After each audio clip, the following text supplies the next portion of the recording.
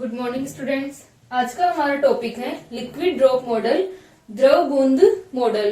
Previous lecture में हमने nuclear forces के बारे में पढ़ा था और हमने ये पढ़ा था कि जो न्यूक्लियस होता है वो किससे मिलकर के, न्यूट्रॉन और प्रोटॉन से मिलकर के बना होता है। ठीक है, तो यहाँ पर हम लोगों ने सिर्फ इतना जाना कि जो न्यूक्लियस है उसके अंदर कौन से पार्टिकल्स होते हैं।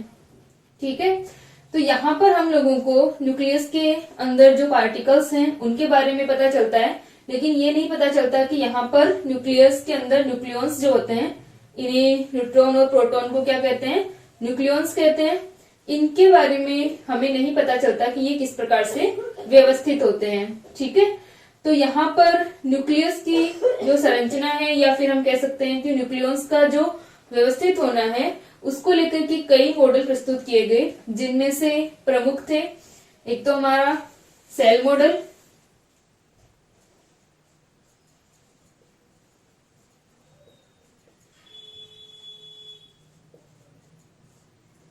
और दूसरा आता है द्रव बूंद मॉडल।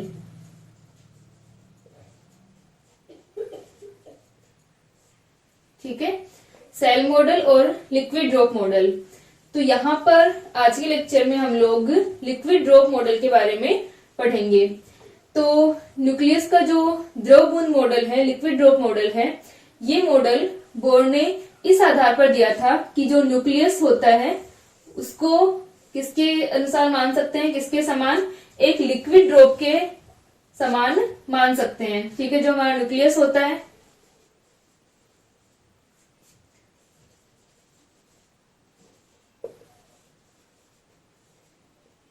ये क्या है, लिक्विड ड्रॉप है। तो न्यूक्लियस की लिक्विड ड्रॉप के जो समानता थी उसके आधार पर न्यूक्लियस का ये लिक्विड ड्रॉप मॉडल दिया गया। ठीक है, तो यहाँ पर क्या था कि जो लिक्विड ड्रॉप होती है, जिस प्रकार से लिक्विड ड्रॉप की प्रॉपर्टीज हैं वही क्या हो सकती हैं, न्यूक्लियस की प्रॉपर्टीज हो सकती हैं। जैसे कि न्यूक्लियस के अंदर क्या होता है, एक तो यहाँ पर न्यूक्लियस जो है वो बहुत सारे पार्टिकल से मिलकर के बना हो सकता है। ठीक है, न्यूट्रॉन और प्रोटॉन से मिलकर के बनता है। और दूसरा जो लिक्विड ड्रॉप है वो भी क्या होगी, मॉलिक्यूल से मिलकर के बनी होती है। और यहाँ पर जो न्यूक्लियस की हम बाइंडिंग एनर्जी देखते हैं, तो न्यूक्लियस की जो बाइंडिंग एनर्जी होती है, बंधन ऊर्जा, वो किस प्रकार आती है, जैसे कि मध्य क्रम के नाभिकों की बात करें या फिर जो हमारे उच्च क्रम के जो नाभिक हैं उनकी अगर बात की जाए, तो यहाँ पर जो न्यूक्लियस की बाइंडिंग एनर्जी आती है, या हम कहें कि जो B/A आता है वो क्या रहता है, कॉन्स्टेंट रहता है। तो यहां से हम देख सकते हैं कि B प्रोपोर्शनल टू क्या होता है, A होता है। यानी कि नाभिक की जो बंधन ऊर्जा है वो द्रव्यमान संख्या के समानुपाती होती है, या द्रव्यमान संख्या के अनुक्रमानुपात में क्या होती है, परिवर्तित होती है। ठीक है, दूसरा न्यूक्लियस का जो आयतन है वो भी किसके प्रोपोर्शनल होता है, V प्रोपोर्शनल टू A होता है। ठीक है, आयतन भी किसके प्रोपोर्शनल होगा, द्रव्यमान संख्या के मास नंबर के प्रोपोर्शनल होता है। ठीक है, और ये दोनों गुण लिक्विड ड्रॉप के भी होते हैं। तो बोर ने ये अवधारणा प्रस्तुत की कि जो न्यूक्लियस है उसे एक असंपीड्य, ठीक है, इनकम्प्रेसिबल और उच्च घनत्व अप्रोक्सीमेट 10⁻17 किलोग्राम पर मीटर क्यूब की एक लिक्विड ड्रॉप के समान मान सकते हैं। ठीक है, यानी जो न्यूक्लियस है वो एक इनकम्प्रेसिबल और एक हाई डेंसिटी वाली लिक्विड ड्रॉप मानी जा सकती है। और इसकी जो प्रॉपर्टीज होंगी वो हम क्या कर सकते हैं, इस न्यूक्लियस के समानता दिखा सकते हैं यहाँ पर, क्योंकि जो लिक्विड ड्रॉप है, यहाँ पर जो लिक्विड ड्रॉप होगी, लिक्विड ड्रॉप क्या हो सकती है, दो छोटे ड्रॉप में डिवाइड हो सकती है। ठीक है, तो इसके आधार पर न्यूक्लियस के विखंडन को समझा जा सकता है, फिशन जो होता है, क्योंकि भारी नाभिक क्या होते हैं, छोटे नाभिकों में टूट सकते हैं। तो ये जो समानता है वो एक लिक्विड ड्रॉप के समान होती है। इसी प्रकार छोटी जो ड्रॉप्स हैं वो मिलकर के एक बड़ी ड्रॉप का निर्माण कर सकती हैं। जिस प्रकार नाभिकों के अंदर भी क्या होता है, संलयन होता है, नाभिकीय संलयन, न्यूक्लियर फ्यूजन जो होता है, तो ये समानता भी लिक्विड ड्रॉप के अकॉर्डिंग होती है।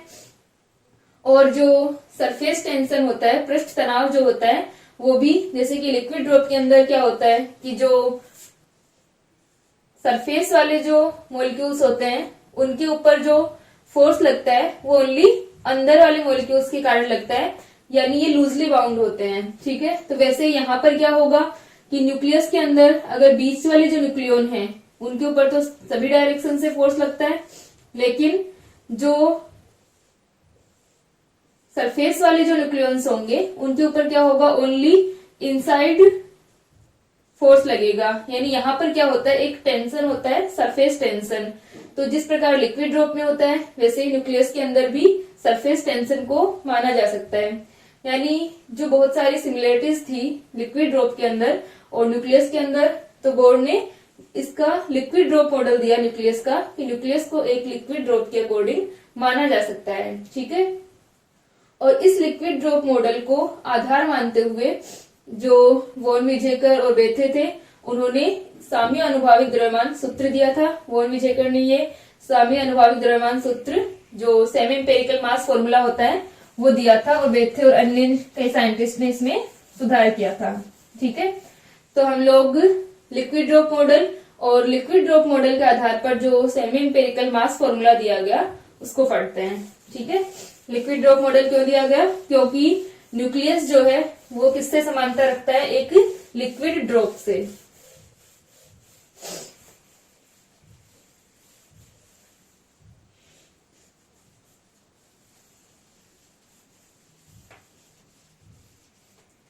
ठीक है, तो यहाँ पर अपने पास में आ जाएगा कि जो नाभिक की जो प्रॉपर्टीज हैं या नाभिक के जो गुण हैं वो क्या होते हैं, एक द्रव बूंद के समान होते हैं।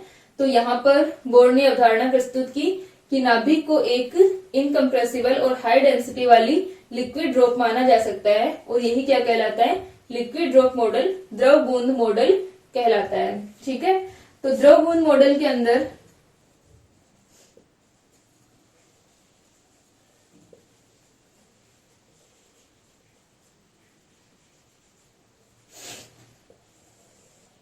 यहाँ पर अपने पास में आता है सेमी एम्पिरिकल मास फॉर्मूला।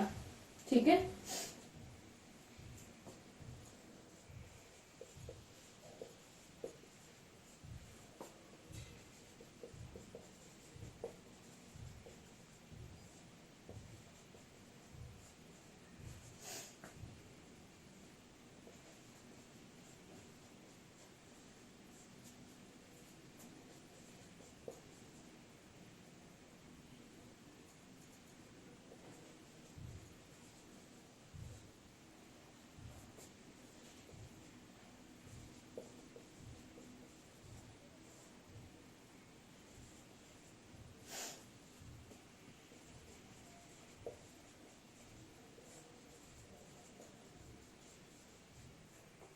ठीक है, द्रवबूंद को आधार मानकर, द्रवबूंद मॉडल को आधार मानकर वॉन विजेकर ने परमाणु के द्रव्यमान के लिए सूत्र दिया जिसे साम्य आनुभाविक द्रव्यमान सूत्र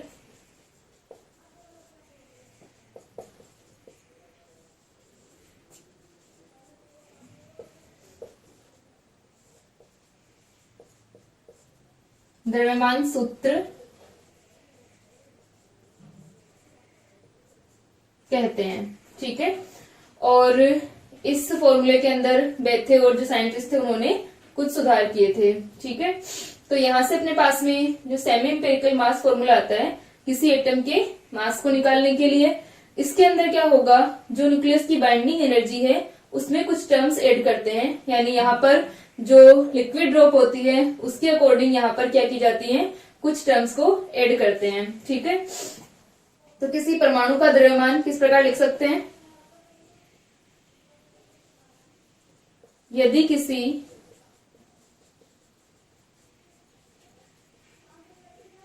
परमाणु का द्रव्यमान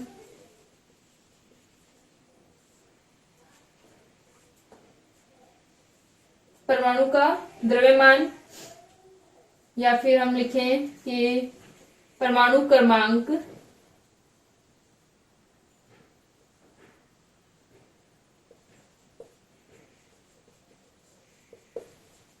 प्रोटॉनों की संख्या Z तथा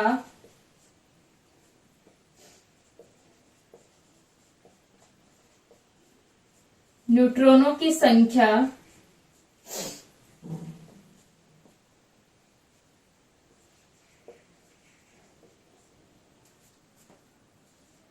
A-Z हो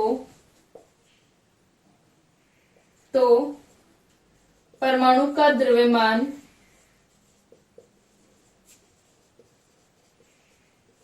कितना हो जाएगा? M equals to ZMH plus का A-Z Mn माइनस EB। ठीक है, यहाँ पर MeV में लिए गए ये मान मेगा इलेक्ट्रॉन वोल्ट के अंदर। तो M इक्वल्स टू आ जाएगा ZMH plus A-Z Mn minus का EB, जहां EB क्या है? बंधन ऊर्जा है।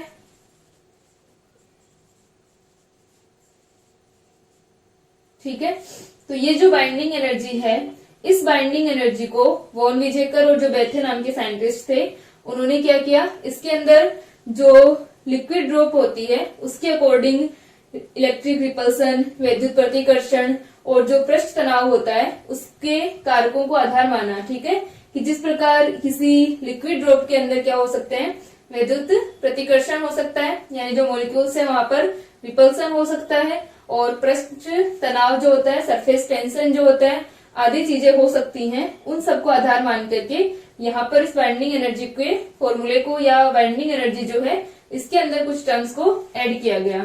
ठीक है, इसको लिख लें।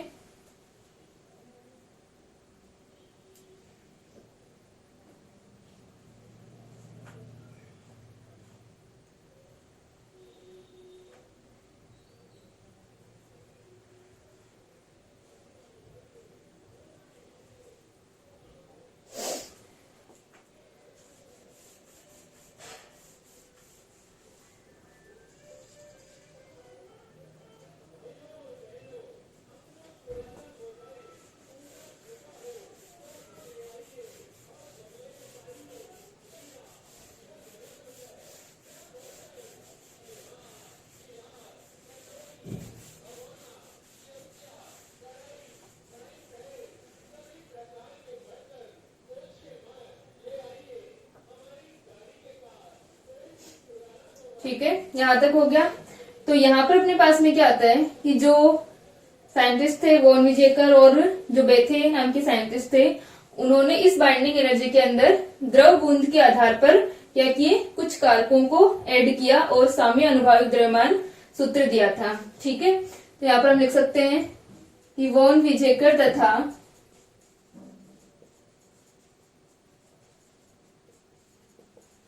बेथे ने द्रव बूंद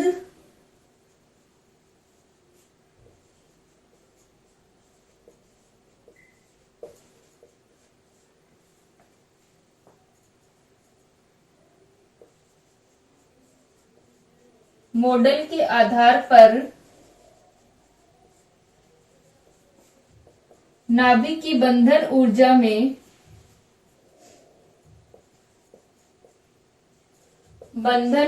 में कुछ कारकों को सम्मिलित किया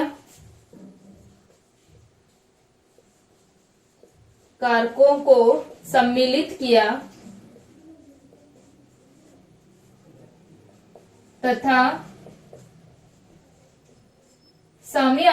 निम्न साम्य अनुभाविक सूत्र दिया।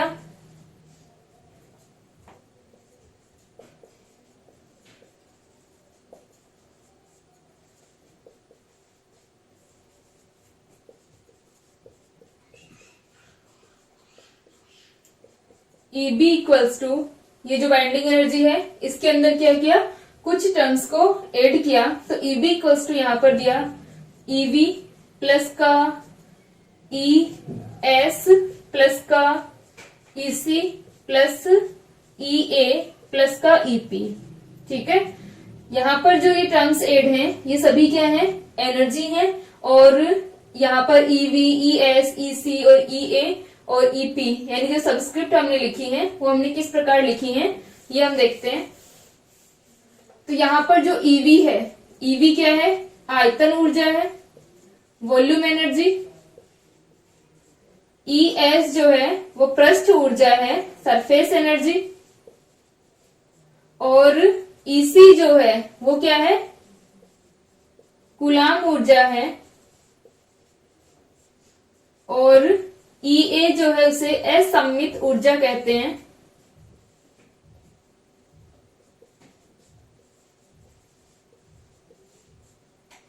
और ईपी को युग्मन ऊर्जा कहते हैं। ठीक है, ईवी हमारी volume energy, surface energy, coulomb energy, asymmetric energy और पेयरिंग एनर्जी। ठीक है, तो जो न्यूक्लियस की बाइंडिंग एनर्जी है उसके अंदर ये एक्स्ट्रा टर्म्स ऐड होती हैं, फिर हमारे पास में जो बाइंडिंग एनर्जी आती है वो टोटल बाइंडिंग एनर्जी ईबी आती है। ठीक है, तो यहाँ पर हम डिफाइन करें कि ईवी क्या होती है, ईएस क्या होती है, ईसी, ईए और ईपी क्या होती है। ठीक है, तो यहाँ पर सबसे पहले हम डिफाइन करते हैं वॉल्यूम एनर्जी ईवी को।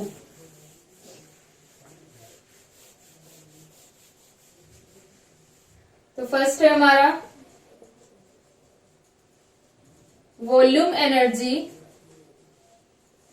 ईवी। ठीक है, न्यूक्लियस के अंदर हमने पढ़ा था, जो हमारा प्रीवियस लेक्चर था उसके अंदर हमने नाभिक के जो बलों के बारे में पढ़ा था, न्यूक्लियर फोर्सेस के बारे में। तो वहां पर हमने न्यूक्लियस के जो फोर्सेज होते हैं, न्यूक्लियर फोर्सेज, उनकी एक प्रॉपर्टी पढ़ी थी, सेचुरेशन प्रॉपर्टी। ठीक है, संतृप्तता का गुण, सेचुरेशन प्रॉपर्टी। तो न्यूक्लियर फोर्सेज की जो सेचुरेशन प्रॉपर्टी होती है, इसके अकॉर्डिंग क्या होता है कि न्यूक्लियॉन्स जो हैं वो अपने पास वाले न्यूक्लियॉन्स पर ही क्या लगाते हैं, फोर्स लगाते हैं। यानी बाकी का जो फोर्स होगा या जो इंटरेक्शन हम माने उसे हम क्या कर सकते हैं, नेग्लेजिबल कर सकते हैं। जो इफेक्टिव फोर्स होगा, प्रभावी बल जो होगा, वो अपने पास स्थित न्यूक्लियनों के कारण होगा।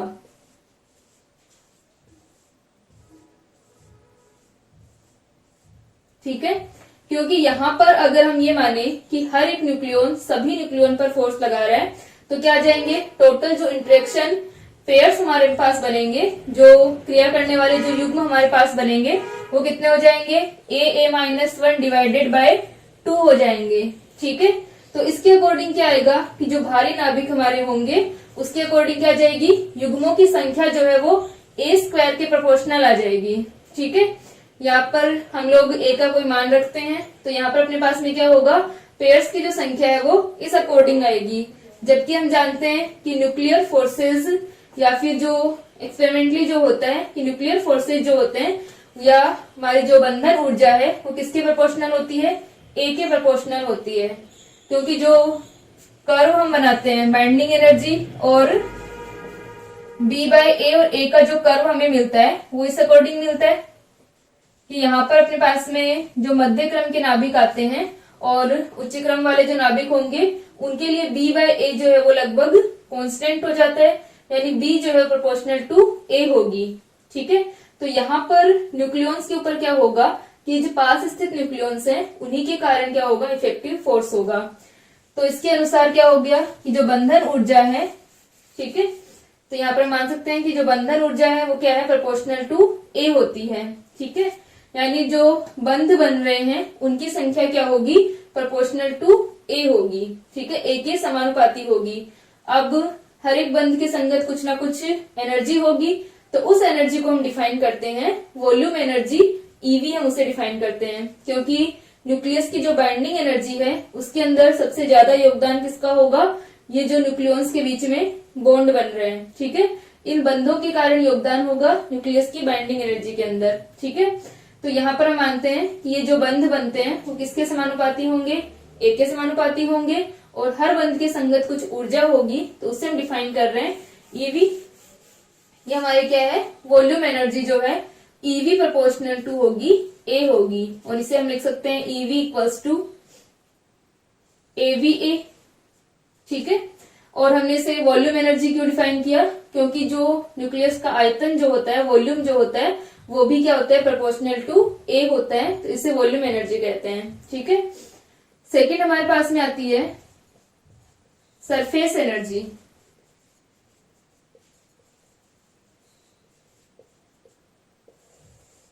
पृष्ठ ऊर्जा, इसे ES से डिफाइन करते हैं।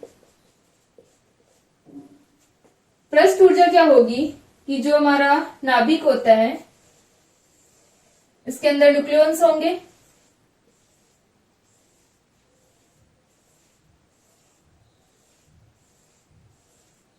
ठीक है। तो ये जो न्यूक्लियॉन्स हैं इनमें से जो बीच वाले न्यूक्लियॉन्स है उनके ऊपर तो क्या लग रहा है, सभी न्यूक्लियॉन्स के कारण यहाँ पर पास वाले जो न्यूक्लियॉन्स है उनके कारण इंटरेक्शन फोर्स लग रहा है, ठीक है। यहाँ पर न्यूक्लियर फोर्स काम कर रहा है। लेकिन जो सरफेस वाले न्यूक्लियॉन्स हैं, इन सरफेस वाले न्यूक्लियॉन्स पर क्या होगा, सिर्फ अंदर की ओर फोर्स लगेगा, ठीक है। यानी यहाँ पर बाहर की ओर इनके ऊपर फोर्स लगाने वाला कोई नहीं होगा। इसका मतलब ये क्या होते हैं, लूजली बाउंड होते हैं, यानी बीच वाले जो न्यूक्लियॉन्स होंगे उनसे कम बंधे हुए होते हैं, यानी ढीले बंधे हुए होते हैं ये। तो इनकी अगर बात की जाए, इनके ऊपर क्या लग रहा है, ओनली इनसाइड फोर्स लग रहा है। तो यहाँ पर एक सरफेस के ऊपर एक सरफेस टेंशन उत्पन्न होता है, पृष्ठ तनाव उत्पन्न होता है। जिस तरह से किसी लिक्विड ड्रॉप के अंदर होता है पृष्ठ तनाव होता है सरफेस टेंशन के कारण उसकी स्फेरिकल शेप होती है, वैसे यहाँ पर न्यूक्लियस के अंदर क्या होता है, ये जो न्यूक्लियॉन्स है इनके ऊपर सिर्फ इनसाइड फोर्स लग रहा है। तो यहाँ पर पृष्ठ के ऊपर क्या होता है, एक तनाव उत्पन्न होता है, जिसे क्या कहते हैं, सरफेस टेंशन कहते हैं। अब इस सरफेस टेंशन के कारण क्या होती है, बाइंडिंग एनर्जी कम हो जाती है, ठीक है। जितना यहाँ पर पृष्ठ तनाव होगा उतनी मात्रा में क्या होगी, बाइंडिंग एनर्जी कम होगी, ठीक है। तो यहाँ पर हम लोग लिख सकते हैं ये जो पृष्ठ तनाव या जो सरफेस एनर्जी आएगी इसे हम ES से डिफाइन करते हैं और ये प्रोपोर्शनल होती है एरिया के, पृष्ठ क्षेत्रफल के, सरफेस एरिया के प्रोपोर्शनल होती है।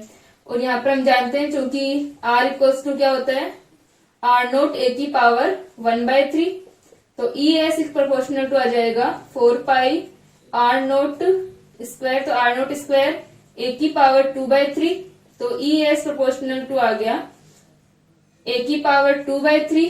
प्रोपोर्शनलिटी के साइन को अगर हम हटाते हैं तो आता है माइनस का AS A की पावर 2/3। यहाँ पर माइनस क्यों आता है, क्योंकि ये बाइंडिंग एनर्जी को कम करता है। ये जो पृष्ठ तनाव यहाँ पर लग रहा है ये बाइंडिंग एनर्जी को कम करता है, उसके अगेंस्ट है। तो इस कारण यहाँ पर ये जो एनर्जी आती है वो नेगेटिव आएगी, ठीक है, माइनस होगी बाइंडिंग एनर्जी में से। तो यहाँ पर अपने पास में ES इक्वल्स टू माइनस का AS A की पावर 2/3 आता है। नेक्स्ट हम बात करें कूलाम एनर्जी की।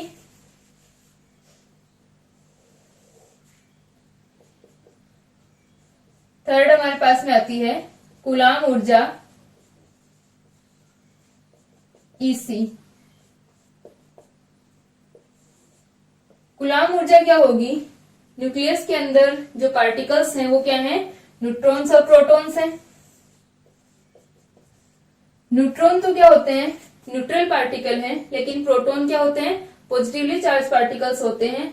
तो पॉजिटिवली चार्ज पार्टिकल्स अगर यहाँ पर होंगे तो जैसे मान लो किसी न्यूक्लियस के अंदर बहुत सारे प्रोटॉन्स हैं, तो उन प्रोटॉन्स के बीच में क्या होगा, रिपल्सन होगा, ठीक है, विद्युत प्रतिकर्षण यहाँ पर होगा।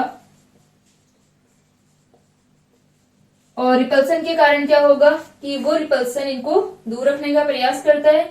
इसका मतलब इस विद्युत प्रतिकर्षण के कारण बाइंडिंग एनर्जी में क्या आएगी, कमी आएगी, ठीक है, क्योंकि ये इसके अगेंस्ट है। बाइंडिंग एनर्जी क्या है, न्यूक्लियॉन्स को बांधे रखने वाली जो एनर्जी है, या फिर इन न्यूक्लियॉन्स को तोड़ने के लिए हमें जितनी एनर्जी की जरूरत होगी, ठीक है, यानी एक तरीके से ये इनके बॉन्ड को डिफाइन कर रही है।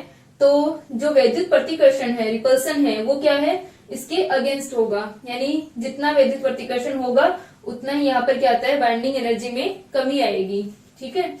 तो यहाँ पर जो न्यूक्लियस है उसके अंदर प्रोटॉन्स है, प्रोटॉन्स के प्रेजेंट होने के कारण क्या होगा, विद्युत प्रतिकर्षण होगा, कूलाम प्रतिकर्षण यहाँ पर आएगा, ठीक है, रिपल्सिव फोर्स होगा। और उस रिपल्सिव फोर्स को हम क्या कह सकते हैं कि यहाँ पर उस फोर्स की संगत क्या होगी, एनर्जी होगी, जिसे हम क्या कहते हैं, कूलाम ऊर्जा कहते हैं। तो यहाँ पर अगर Z नंबर ऑफ प्रोटॉन्स हैं, तो Z नंबर ऑफ प्रोटॉन्स होंगे तो सभी प्रोटॉन्स के ऊपर क्या लगाते हैं, एक दूसरे पर कूलाम रिपल्सन होगा इनके बीच में, ठीक है। तो टोटल हमारे पास में Z इंटू Z-1/2 पेयर्स बनते हैं, इतने युग्म बनेंगे इसके विद्युत प्रतिकर्षण के, ठीक है। तो यहां से अपने पास में टोटल इस प्रकार से पेयर बनेंगे। तो ये जो अपनी वैल्यू आती है इसके अकॉर्डिंग अगर हम क्या निकालें, एनर्जी निकालें, तो यहाँ पर हम क्या मान लेते हैं कि जो न्यूक्लियस है वो क्या है, एक समान आवेशित गोला है, ठीक है, यूनिफॉर्मली चार्ज स्फेयर है, प्रोटॉन है इसके अंदर। तो अगर इसे यूनिफॉर्मली चार्ज स्फेयर मान लिया जाए, एक समान आवेशित गोला मान लिया जाए, तो क्या होगा, ये जो एक समान आवेशित गोला है अपने पास में, वो उसकी जो एनर्जी होती है, कूलाम एनर्जी जो आती है वो आती है 3/5 kq²/r होती है। ठीक है, आप लोगों के फर्स्ट ईयर में है ये डेरिवेशन जो। तो यहाँ पर क्या होगा, एक समान आवेशित गोले के कारण जो कूलाम एनर्जी आती है वो इतनी आती है 3/5 kq²/r। तो यहाँ पर जो हम चार्ज लेंगे टोटल क्या आएगा, जितने पेयर्स बन रहे हैं उसके अकॉर्डिंग। तो यहाँ पर अपने पास में ये आ जाएगी EC इक्वल्स टू, ये माइनस में आएगी यहाँ पर क्योंकि ये बाइंडिंग एनर्जी में कमी लाती है, कि Z इंटू Z-1 E²/r। ठीक है, और R की जगह क्या आ जाएगा, R0 A की पावर 1/3। ठीक है, यहाँ पर क्या आ जाएगा, R0 A की पावर 1/3। तो ये जो अपनी वैल्यू आती है, ठीक है, इसको अपन ने रख दिया यहाँ पर। अब बाकी की जो कांस्टेंट वैल्यूज है उसके लिए तो हम क्या ले सकते हैं, एक कांस्टेंट ले सकते हैं, और जो हमारे वेरिएबल्स होंगे जैसे Z और A, उसके अकॉर्डिंग हम इसे लिख लेंगे। तो ये जो अपने मान आएगा EC इक्वल्स टू, इसकी डेरिवेशन आप लोगों के सिलेबस में नहीं है, इसको निकालना, इसको डायरेक्ट लिख रहे हैं अपन यहाँ पर, इसको निकाल कर नहीं देखना है कि किस प्रकार से यह है। तो ये जो EC इक्वल्स टू क्या आ जाएगा, माइनस का AC Z into Z-1 Z-1 A की पावर 1/3। तो ये टोटल क्या आ गई, कूलाम ऊर्जा आ गई, ये जो कूलाम एनर्जी होगी उसका मान अपने पास में ये आ गया। ठीक है, इसके अलावा हम लोगों ने क्या क्या टर्म डिफाइन की थी, कूलाम एनर्जी थी हमारी, सरफेस एनर्जी, वॉल्यूम एनर्जी, और फोर्थ हमारी आती है एसिमेट्रिक एनर्जी, असममित ऊर्जा।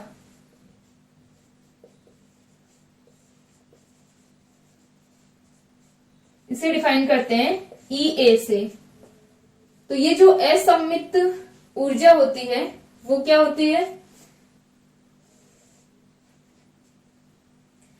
न्यूक्लियस के जो N और Z के बीच में ग्राफ बनाते हैं। ठीक है, N वर्सेस Z का अगर ग्राफ बनाते हैं तो जब तक N इक्वल टू Z होता है वो लाइन हमारी स्टेबिलिटी लाइन कहलाती है, आगे हम पढ़ेंगे इसके बारे में। तो जब N इक्वल टू Z होता है किसी न्यूक्लियस के अंदर, तो क्या रहता है कि न्यूक्लियस जो होता है वो स्थायी होता है। ठीक है, N इक्वल टू Z होगा तो न्यूक्लियस क्या रहता है, स्थायी रहता है। लेकिन जो भारी नाभिक होते हैं, भारी नाभिकों के अंदर क्या होता है, न्यूट्रॉन्स की संख्या बढ़ती जाती है, N is greater than Z होता है। ठीक है, N is greater than Z जब होने लगता है तो क्या होगा कि न्यूट्रॉन्स की संख्या बढ़ने के साथ में, या फिर हम कह सकते हैं कि ये जो विचलन होता है, ये जो हमारी स्टेबिलिटी लाइन है, इस प्रकार से अगर N इक्वल्स टू क्या रहे, Z रहे, तो यहाँ पर अपने पास में क्या होगा कि इस स्टेबिलिटी लाइन से विचलन अगर होता है, N जो है वो बढ़ने लगेगा, क्योंकि भारी नाभिकों में प्रोटॉनों की संख्या कम और न्यूट्रॉनों की संख्या ज्यादा होती है। प्रोटॉनों की संख्या कम क्यों होती है, क्योंकि वहां पर क्या होता है कि अगर प्रोटॉनों की संख्या बढ़ेगी तो रिपल्सन बढ़ेगा, क्योंकि प्रोटॉन्स के बीच में आपस में क्या लगता है, ये विद्युत प्रतिकर्षण लगता है। तो इस कारण क्या होता है, भारी नाभिकों के अंदर न्यूट्रॉन्स की संख्या ज्यादा होती है। लेकिन ये विचलन आने के कारण क्या होगा, न्यूक्लियस की स्टेबिलिटी में कमी आती है, स्थायित्व में कमी आती है। तो इसके संगत जो एनर्जी डिफाइन की जाती है, या इस टर्म को डिफाइन करने के लिए जो एनर्जी आती है वो क्या आती है, असममित ऊर्जा, एसिमेट्रिक एनर्जी आती है। ठीक है, तो ये जो एनर्जी होती है EA, अब ये भी क्या आ रही है, यहाँ पर न्यूट्रॉन्स के बढ़ने के साथ में ये एनर्जी आती है, और ये एनर्जी भी क्या करेगी, बाइंडिंग एनर्जी में कमी लाती है। तो यहाँ पर भी क्या आएगा, हमारा नेगेटिव साइन आएगा, EA इक्वल्स टू माइनस, ये वैसे प्रोपोर्शनल होती है न्यूट्रॉन आधिक्य के N-Z के स्क्वायर के और A के व्युत्क्रमानुपाती होती है। न्यूट्रॉन आधिक्य जो है हमारा कि N-Z हमारे पास में कितना आता है कितने न्यूट्रॉन अधिक हैं उसके स्क्वायर के प्रोपोर्शनल, और जो हमारा द्रव्यमान संख्या है, मास नंबर जो है, उसके इनवर्सली प्रोपोर्शनल होती है। तो n माइनस जेड अपॉन इसका स्क्वायर अपॉन a होती है। और जो हमारा n माइनस जेड होता है उससे हम क्या लिख सकते हैं, क्योंकि n को हम क्या लिख सकते हैं, n को हम लिख सकते हैं a माइनस जेड।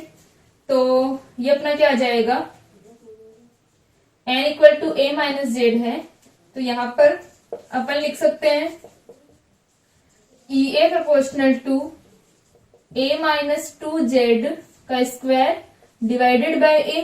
ठीक है, और यहां पर अगर हम प्रोपोर्शनलिटी के साइन को हटाएंगे तो माइनस a जो कांस्टेंट आता है a माइनस 2z का whole square divided by a। ठीक है, ये हमारे पास में टर्म आती है एसिमेट्रिक एनर्जी जो आती है। ठीक है, इसको लिख लें। फिर हम लोग नेक्स्ट डिफाइन करते हैं कि नेक्स्ट हमारी एनर्जी क्या होती है, असमित ऊर्जा। अब आएगी युग्मन ऊर्जा, पेयरिंग एनर्जी।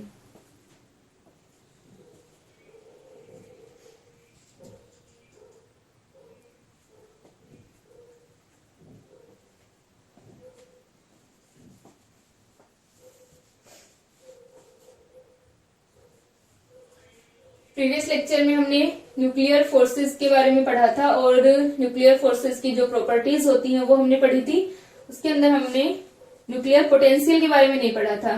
ठीक है, जो हमारा न्यूक्लियर पोटेंशियल आता है वो किस प्रकार से आता है उसके बारे में हमने नहीं पढ़ा था, वो मैं अभी बता दूंगी आप लोगों को।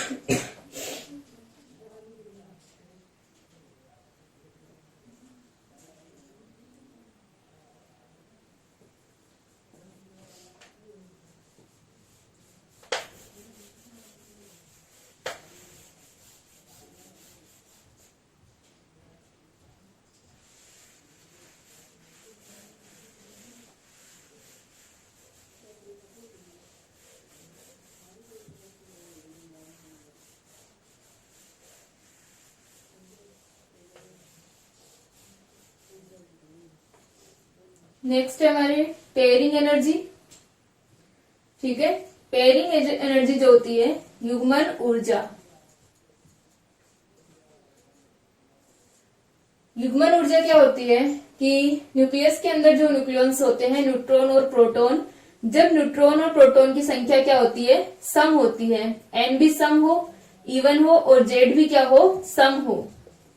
जब n और z क्या होते हैं, इवन होते हैं, तो वो न्यूक्लियस जो होता है स्टेबल होता है, मोस्ट स्टेबल होता है, जब दोनों n भी सम हो और z भी सम हो। यानी यहाँ पर अगर पेयर्स इनके बनते हैं, न्यूट्रॉन भी अगर अपने पास में इवन है, यानी कंप्लीट पेयर यहाँ पर बन रहे हैं, और z भी अपने पास में इवन है, तो इनके भी यहाँ पर कंप्लीट पेयर बनते हैं, तो वो न्यूक्लियस जो होते हैं स्टेबल होते हैं। अगर न्यूक्लियस के अंदर n और z दोनों विषम हो, n और z दोनों ओड होने पर क्या होता है कि न्यूक्लियस अस्थायी होता है। ठीक है, दोनों की ओड होने पर न्यूक्लियस क्या होगा, अनस्टेबल होगा।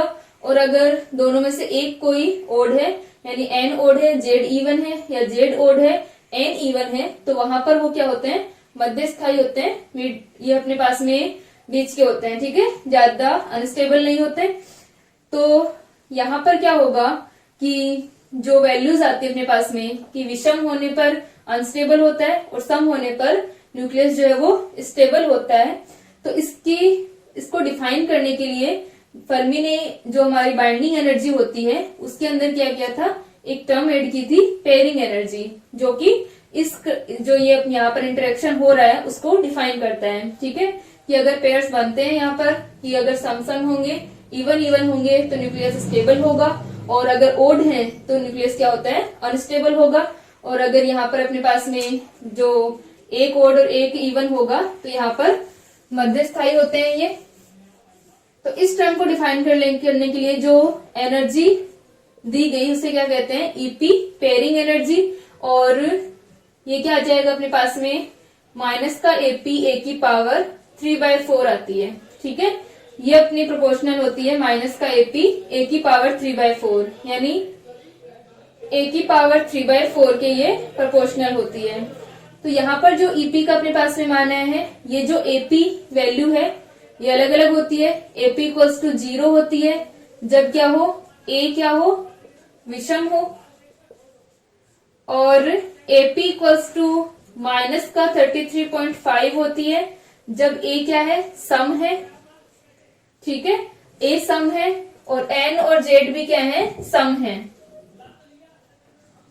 एन व जेड भी क्या है, सम है।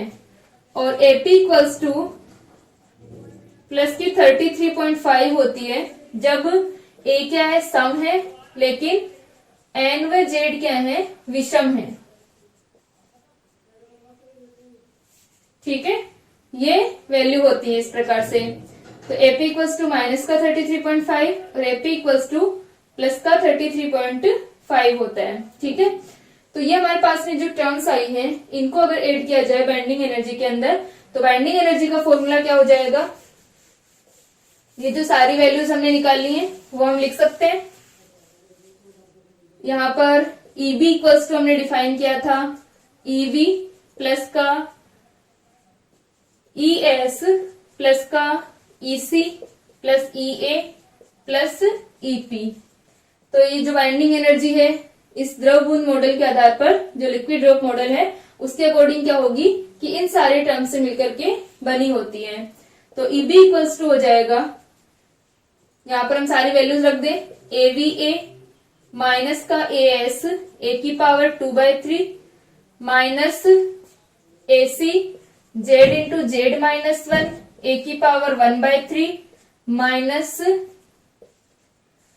ठीक है, AC Z into Z minus 1 ए की पावर 1/3, और यहाँ पर ई ए अपने पास में क्या आ जाएगा, ए माइनस 2 जेड का होल स्क्वायर,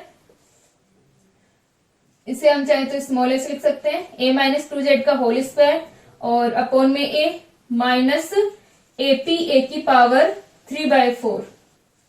ठीक है, ये अपने पास में क्या आती है, ये वैल्यू आती है इसकी बाइंडिंग एनर्जी की, यानी बाइंडिंग एनर्जी की जो टर्म है उसमें अब करेक्शन होगा, और ये अपने पास में इसकी सारी जो टर्म्स आएंगी वो इस प्रकार होती हैं। ठीक है, तो जो मास का फॉर्मूला था हमारा, परमाणु का जो द्रव्यमान लिखा था,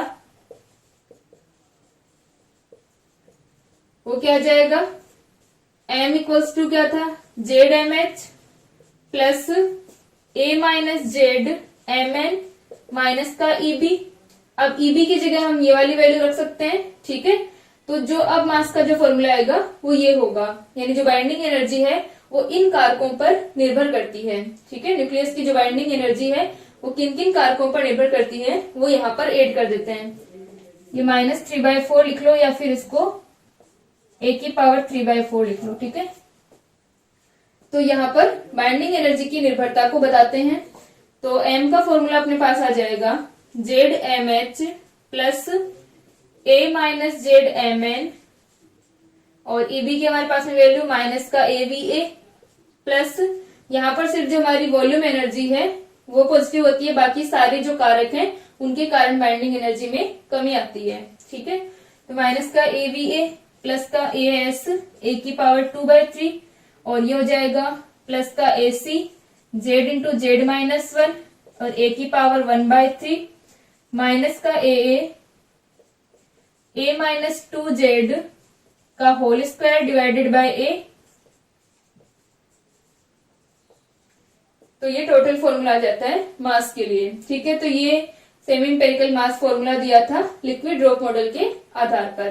ठीक है, अब जो हमने न्यूक्लियर फोर्सेस की प्रॉपर्टी पढ़ी थी वहां पर न्यूक्लियर पोटेंशियल के बारे में नहीं पढ़ा था, तो मैं एक बार आपको थोड़ा सा बता देती हूँ कि न्यूक्लियर पोटेंशियल जो होता है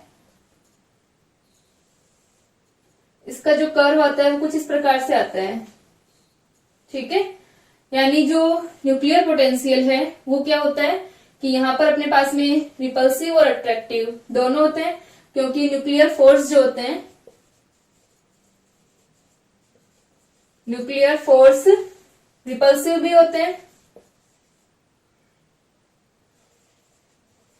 और अट्रैक्टिव भी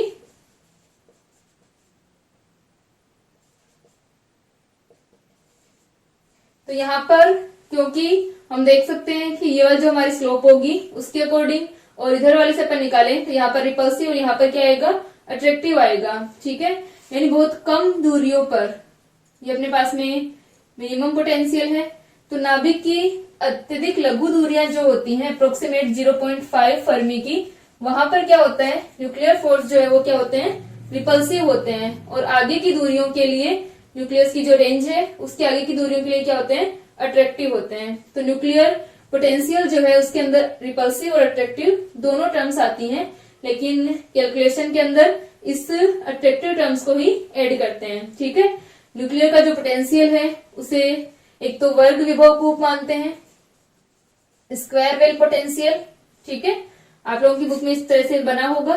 ठीक है, तो एक तो वर्ग विभव कूप मानते हैं और एक क्या मानते हैं, एक युकावा पोटेंशियल जो है इस प्रकार से आपका बना हुआ है, एक्सपोनेंशियल वाली जो टर्म आती है। तो युकावा पोटेंशियल के अकॉर्डिंग इसकी वैल्यू दी जाती है। ठीक है, तो न्यूक्लियर पोटेंशियल जो होगा अट्रैक्टिव और रिपल्सिव दोनों होता है। लघु दूरियों के लिए रिपल्सिव होगा और आगे के लिए क्या होगा, अट्रैक्टिव होगा। तो इसकी जो थ्योरी है वो आपको नेक्स्ट लेक्चर में मैं लिखवा दूंगी। ठीक है, और ये आपका सेमी एम्पिरिकल मास फॉर्मूला होता है।